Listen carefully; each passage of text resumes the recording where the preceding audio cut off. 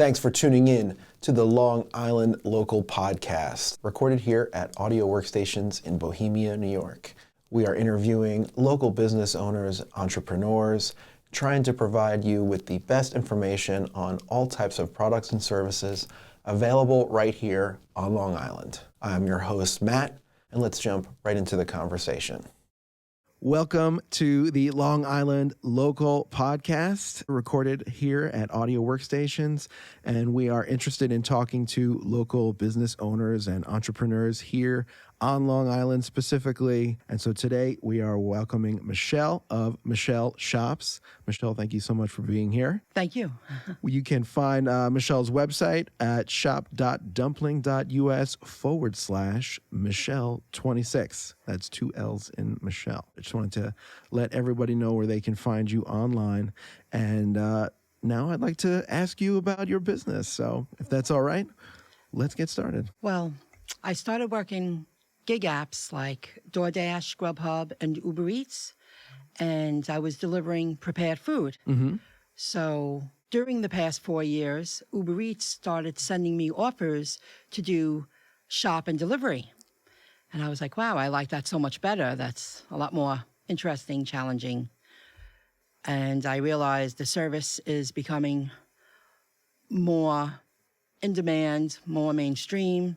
Then I learned about an app called Dumpling. And I was like, let me check that out. And what Dumpling offers, it offers people to start their own personal shopping business without the use of using a third-party app. So that means you're starting your own small business. You work for yourself instead of working as an independent contractor using the third-party apps. I understand. That's cool. That's empowering. So that's like you get the technology, you get the benefit of the technology and the ease of use that the consumer has of using the app in order to use the service, but you're not working under this big umbrella and then having to be a private contractor and all that stuff.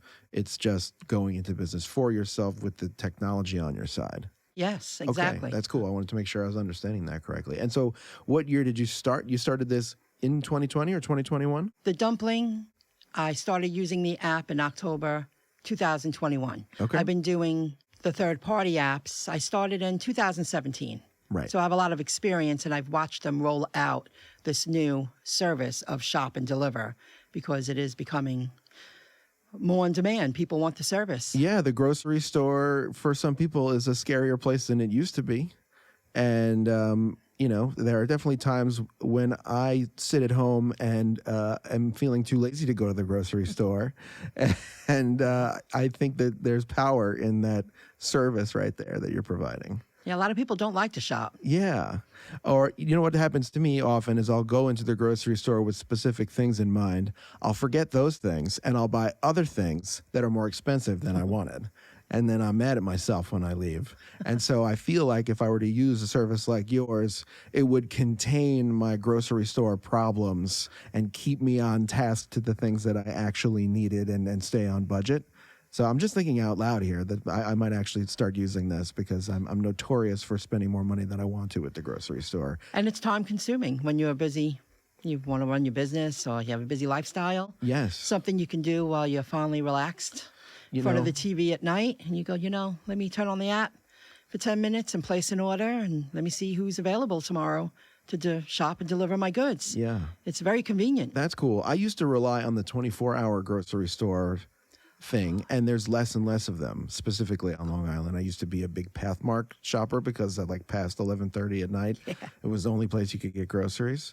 And then now they're all gone. And now when it's late at night, because I'm often leaving the studio late at night, we run a lot of nighttime music sessions. And so if I don't have what I need at home and there's no 24-hour thing, I end up, kicking myself. So, but just to, and then, I don't want to get up early in the morning and go do it. So it's placing an order late at night that will arrive in the morning sounds very tempting to me right now. So yes, all it's right, a good I like service. This. Okay, cool. And so what is some of your background before you got into the personal delivery market?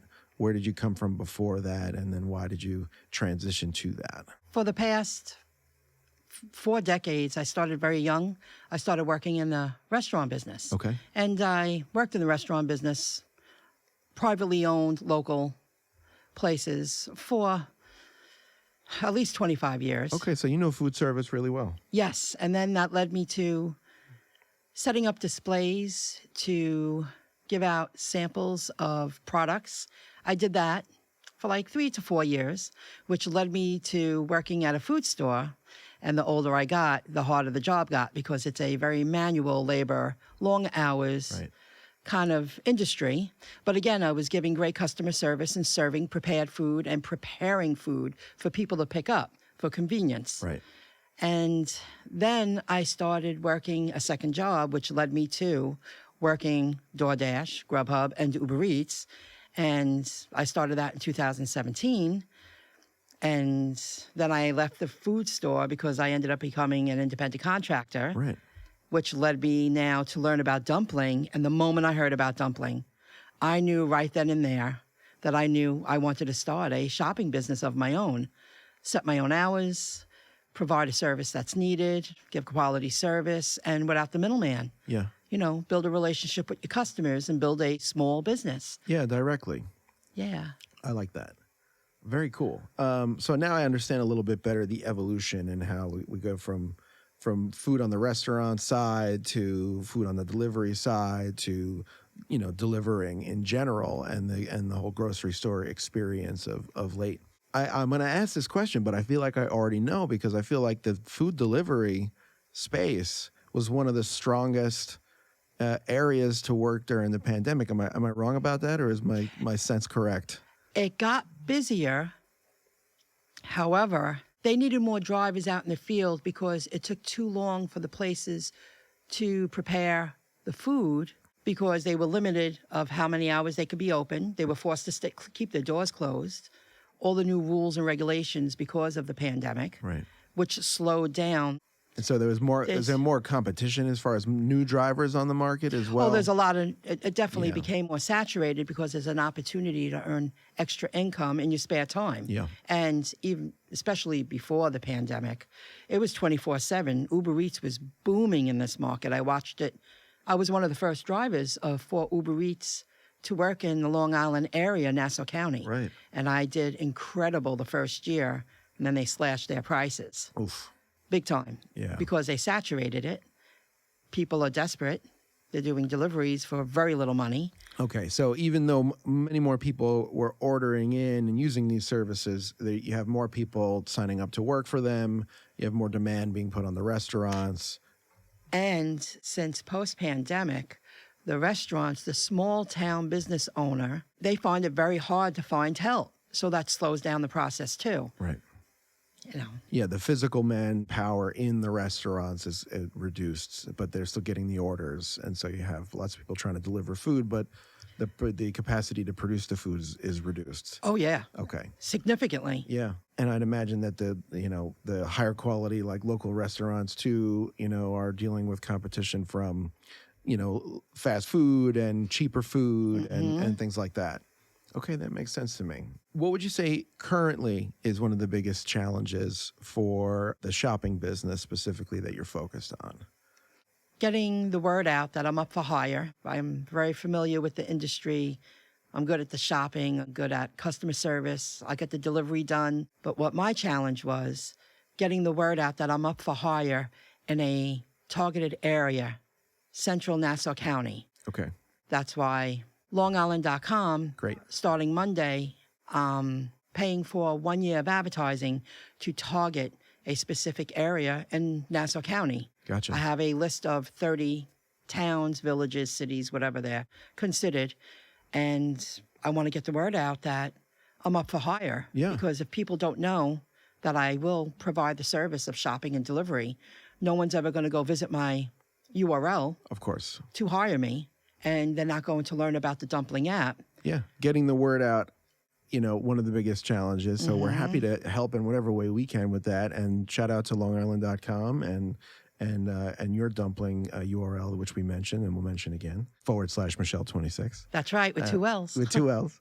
And so you mentioned the specific area. So if we go to central Nassau and sort of draw a circle around it, those are the primary towns that you're focused on delivering for? Can I name off some towns? Yeah, please. Name the towns, because if someone's listening to this and they live in one of these towns, I want them to know that they can hire you. Freeport, Baldwin, Merrick, Belmore, Seaford, Wantor, Massapequa, up to East Meadow, Levittown, Bethpage, Plainview, Hicksville. Will you come to Union. Amityville? You know, that would be my cutoff point. I would Okay. come to Amityville. Yes, Okay, I would. I'm right on, because I'm currently living in Amityville. I'm right on the edge because I get deliveries from Massapequa. I order restaurants that are in Massapequa. So I was just trying to figure out maybe if I'm in your extended zone. So Sure, I would do that. Okay, good to know. Absolutely. Oceanside, Rockville Center, South Hempstead, Mineola, Carl Place.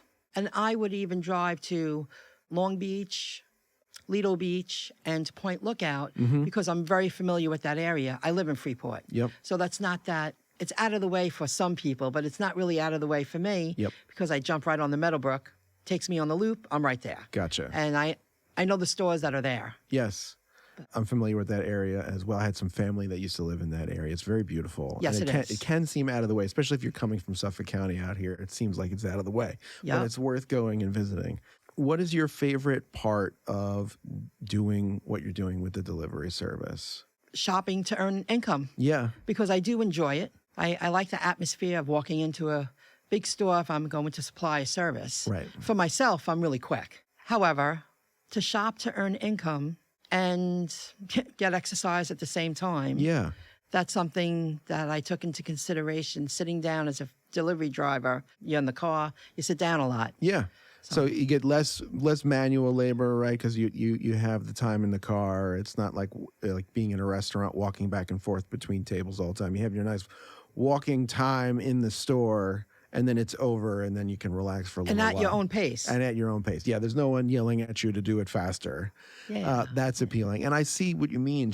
When you said the phrase shopping to earn income, there's something inherently, like normally when you shop, you are spending money and the money is going bye-bye. And now I am shopping, I am looking around and choosing items and saying I'm going to buy this, yet I'm being paid for this. That's right. There's something attractive about that. I never quite thought about it that deeply, but that must feel fun, right? Yeah, if you enjoy it, like anything else. If you Yeah. enjoy what you do. And then you must learn inevitably about like odd grocery items that you didn't know about that maybe you end up trying. Oh, absolutely. Does that happen? You see somebody buy something, I didn't know this was a thing. Let me try this next time I'm shopping for myself.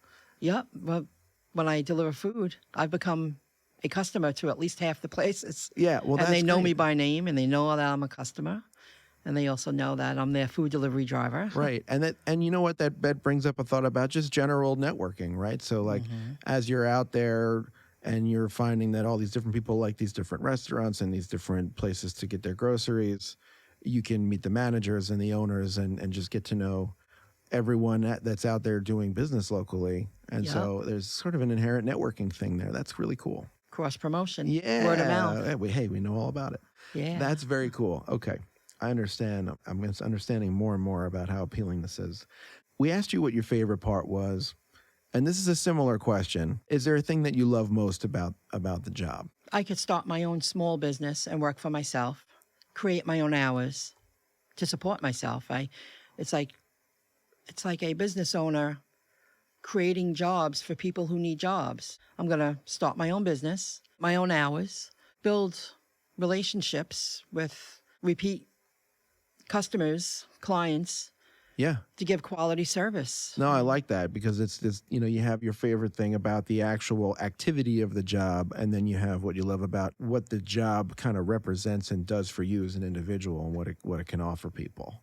That's awesome. I really like the independent aspect of this Dumpling site, so I'm glad that I learned about that, and I'm glad that you're on it. If we could have access to a time machine, this is the sci-fi question. I'm a sci-fi fan, so let's step into a sci-fi episode, and let's put you in the time machine where you can go back and talk to a younger version of yourself. You can pick any time, any critical moment in your life to give future self wisdom and advice. What would that advice be that you would give to younger Michelle? Find out what you love to do, first of all. Just because you're raised in a certain industry, I mean, I'm happy it led me here. But if you asked me years ago, the tail end of my waitressing, serving career, I wasn't happy. Right. But I kept it out of fear. Then I took another job, which led me to the demos. I didn't hate that, but it was also out of necessity. It's an industry that I knew. Many times, a handful of times, took a job for security. to, earn money. That's what you got to do. And then unless you make the time and give up a lot, you don't have time to figure out what would you rather be doing later on Yeah. to earn income, and what are you going to do to get there. And then the whole process of trial and error, giving things a try, led me to here. And I said, I applied to this job 7 years ago. The food store's offering people shopping for you in store, and you come and pick up your goods. Yes. I said, that's the future. That's how it began in the food store. And they just kept saying no to me. And they wanted me to continue to do something I had a lot of skill in, which, helped their bottom line because I was very good at it. Right. I didn't hate it, but I was bored. It's difficult when you're very good at something that you're bored with or that you're unhappy with, because obviously you have a value there and you're providing value and it's reliable. But ultimately, if you've lost some passion or if you'd never had that passion to begin with, if you're just tired of it, eventually that will, I think, show up in your work. Mm-hmm. I was teaching for a lot of years, 5 days a week with no vacations. I loved it, but I got to a point where I was so tired of it, and that didn't make me feel good. Like, okay, I'm a little bored of this, or I'm a lot bored of this. Mm-hmm. And I feel as though what I needed at that time as a teacher was patience for people who were just learning. And I found myself so sick of doing the introductory lessons that I was losing that patience that you need to have with someone who's brand new at something. Of course. And so I felt that at that time that was a sign that I should maybe phase out the teaching and focus more on the other things that I do, obviously the freelance and this facility and all that stuff. You're an audio engineer. Yeah. And you love it. I love it. And I love teaching people, but my percentage of time that I was spending explaining things to others as opposed to being able to just engage with the thing that I enjoy was just a little bit too much on the explaining side. And I do enjoy explaining, but I guess I prefer like a 60-40 of doing to explaining as opposed to like a 50-50 or a 60-40 the other way. And so I needed to just shift that balance to where I can still teach private lessons, and I have more fun if somebody just casually asks me a question about something now, as opposed to like, oh, dude, want to come to my lecture, instead. So I appreciate that. Sometimes you have to put the thing that you're very good at, but losing passion for or bored with in the past. And sometimes if you're feeling that, anyone who's listening who happens to be feeling like they're at that point with their job, it's good just to be aware and just carve out some time every day, like Michelle is suggesting, to think about what you'd rather be doing or what you want to do next. You don't have to stop immediately and sacrifice your security, but take 10, 15 minutes a day to do a little plotting and planning. And eventually I think those 10, 15 minutes a day will add up into something that you can actually take action on and feel comfortable. So yes, and when I knew about that job opening, and it was very new, the shopping and people coming to pick up the deliveries, in-store shoppers. I didn't know anything about the third-party apps, and I knew nothing about Dumpling. I don't even think it was around yet. Right. And look at me now. Like, I knew this 7 years ago. I probably would be running a department, because that's what it came down to when I left my last job. I saw the department, how they had the people in the room, a team shopping in the store. Yeah. Cars pulling up, picking up their orders. You have to learn a computer system. You have to learn how to communicate with your customers. Well, that's what I'm doing with the app. I'm just doing it through the palm of my hand through an app. That's so cool. I feel like, tons of bad things as a result of the pandemic. Obviously, there's some small silver linings. Sometimes I think that it took some technology that we had already in society that we were just sort of hesitant to learn how to use as a whole. For instance, I had a Zoom meeting with a company just before the pandemic, and I was like, "What's this? This is interesting." Yeah. And I was like, "Oh, that worked pretty well. That was an interesting online meeting experience." And then a few months later, everybody was on Zoom doing everything.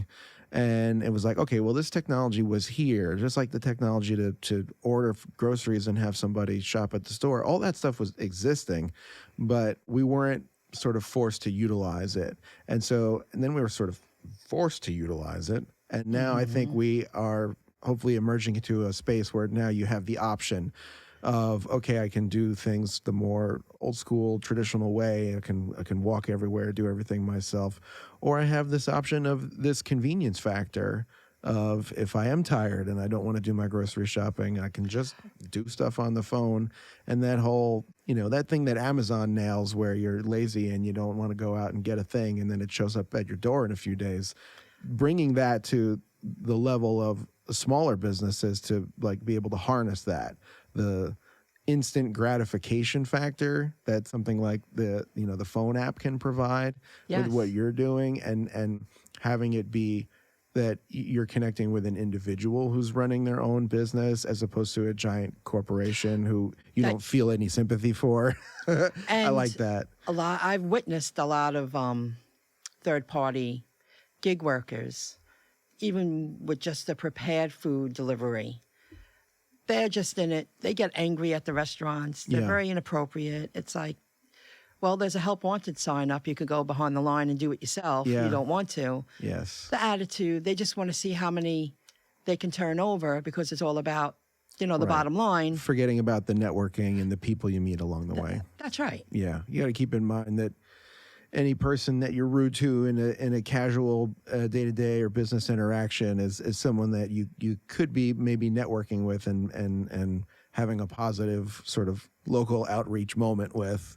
And, so.